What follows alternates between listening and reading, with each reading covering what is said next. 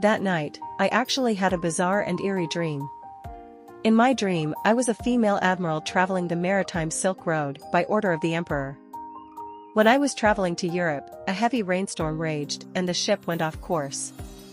After the wind and waves calmed down, the ship sailed to the Atlantic island near the today's Strait of Gibraltar.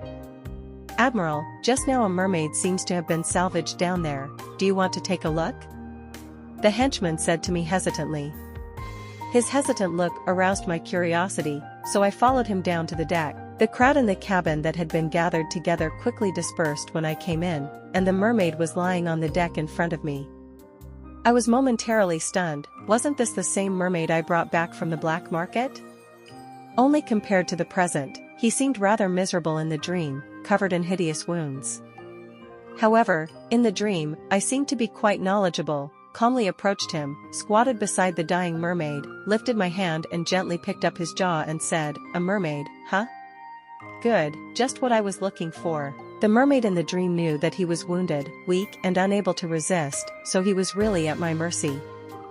I also seemed to know how to keep and limit the mermaid, ordered a henchman to bring a pair of hard iron locks, and did not put the mermaid into the water, just take the iron locks to lock him in my bedside. I thought myself very clever in my dream. As long as I was on the shore, that was my territory, and it was easier to tame the mermaid. I sat on the edge of my bed with a special treat for mermaids, trying to entice him to talk. "Do you want to eat? Tell me your name if you want to eat, I know you can speak."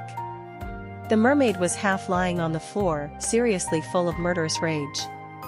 But I didn't care. I even put my hand on his shirtless body and touched it, and said, "Since you don't say anything, then I'll just name you randomly. My last name is Lin, my name is Lin Wani, so you'll just take my last name, and have a fish tail, so let's call you Lin Yu. Yu means fish in Chinese." The mermaid was unable to move as I locked his hands and tail, and his eyes were filled with murderous rage. After I had touched him enough, I kindly consoled him a bit and said, "How lucky you are that I'm willing to take in you covered in wounds, or else you'll be eaten by sharks if you're thrown back into the sea." Then I carefully thought about it and added, "In that case, I am your savior, therefore, dedicate your fish life to me." After saying this, I kissed him very happily. Then I was bitten. I licked the beads of blood from my lips, glanced at the mermaid who was sneering at me. When I was just about to take another kiss, suddenly the dream woke up. I opened my eyes to find myself in the same position as I had just been in the dream, his face only an inch away from mine. But unlike in the dream, at the moment I was in the water, in his territory, in his arms. Knowing what's going on is a good thing. I looked at his teasing eyes as he scowled down at me, and since I didn't have any weapons in my hands, all I could do was greet him with, "It's been a long time." He frowned and loosened his grip slightly, and I hurriedly reached up and wrapped my arms tightly around his neck. When I looked up at him, I realized he was mocking me. I instantly realized what he was doing. He was having fun with me, making fun of my little act of being in danger. In the face of his teasing, I decided to fight back and ran my hand up the transparent fins that loomed in his hair and said, "You ruined one of my dresses. It's not too much for me to touch you, is it?" After touching it, he commented, "It feels good." I glanced at his demeanor and saw that he was not reacting or acting aggressively in any beastly way. So I greedily touched his face, and then when I touched his lips, my hand was bitten by his teeth. Under his hunting eyes, I laughed softly and said, "Why don't you bite me harder?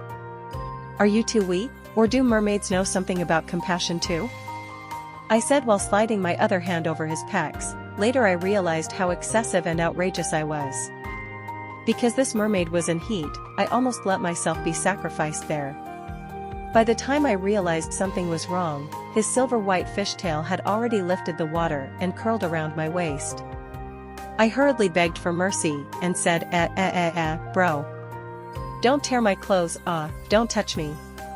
I'm wrong.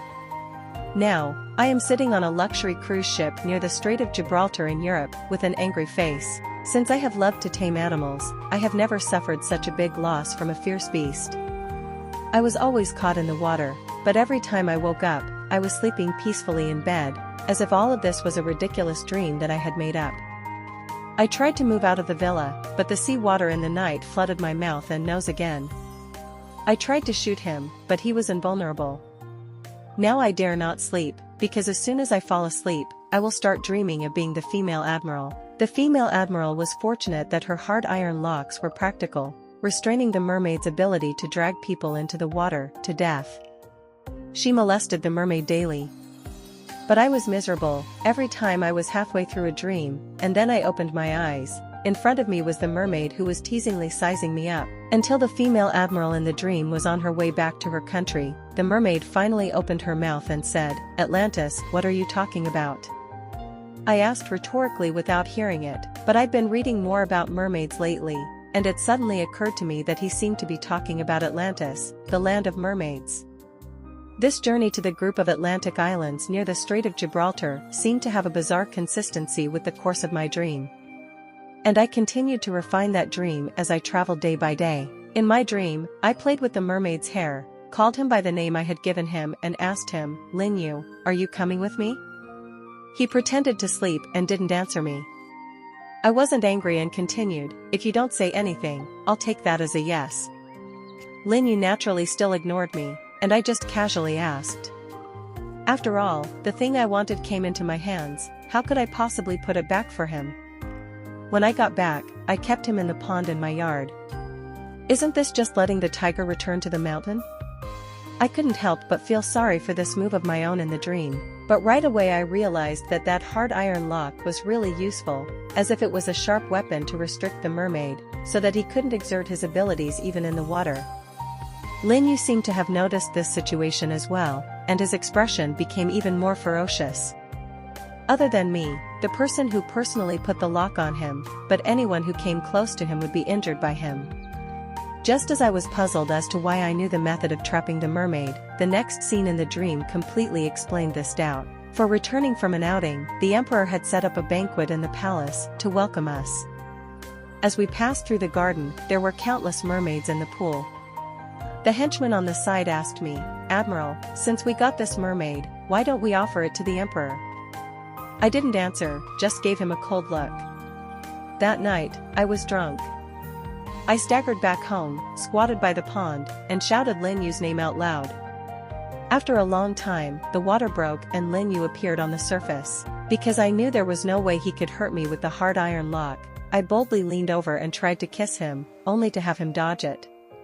With him dodging, I had no support and flopped down, diving headfirst into the pond. I burrowed out of the water and climbed onto him to prevent myself from sinking. He frowned and tried to wipe the water off his face, but I stopped him. I stared into his eyes and asked him, "Has anyone ever told you that there is a whole deep ocean hidden in your eyes that one would drown in?" He looked down at me for a long time, then said something very rarely. The voice was hushed and ethereal, as if it came from the deep sea far away, but unfortunately, I didn't understand it. After staring at each other for a long time, we started kissing and indulging ourselves, and then did something even more intense, seeing which I hurriedly covered my eyes. No wonder this mermaid was so vindictive, so it was me who had molested him.